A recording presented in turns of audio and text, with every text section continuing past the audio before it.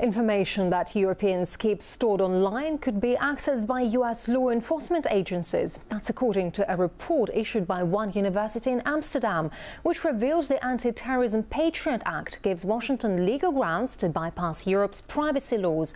And for more, I'm now joined live by one of the authors of the report, Axel Onbag. Axel, hello. So explain to us, how exactly does this work? How can this US law affect citizens in other countries?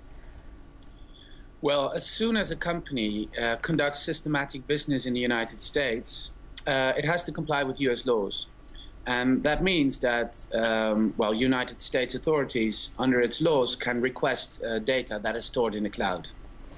What do you make then of this US policy of extraterritorial laws in terms of international rights? Does anyone actually have to obey other countries' legislature? Well, these companies do. And that's exactly where sort of the wide gap in legal protection is that we found in our report. So normally in an offline world, you would have cooperation between governments that would respect international human rights standards. But as these companies in the cloud are often conducting systematic business in the United States, direct access is warranted. We know the so-called cloud technologies were the focus of your research. Even governments might keep their data on service in a cloud. So does this mean the US has in fact legalized espionage? That's an interesting perspective. Well, law enforcement and intelligence agency access to data will exist anywhere in the world. What is so interesting here is that many of these companies, and certainly the market leaders, are very active in the United States.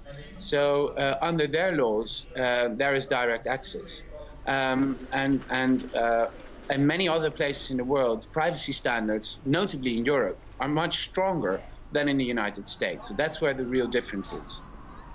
And why are European countries so powerless in the face of the US when it comes to protecting their citizens' privacy?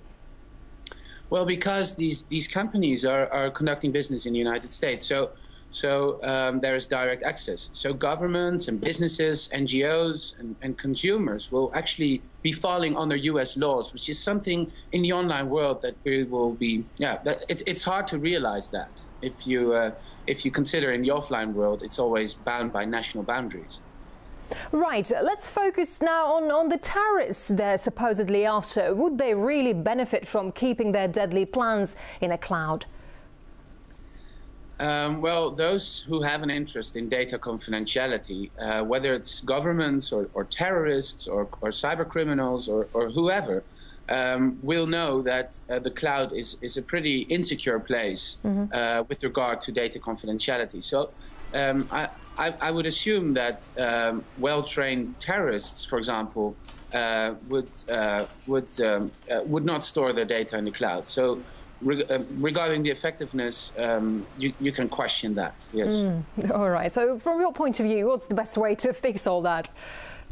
Well, all over the world, including in China and Russia and in Europe and in the United States, internet surveillance is increasing at quite breakneck speed.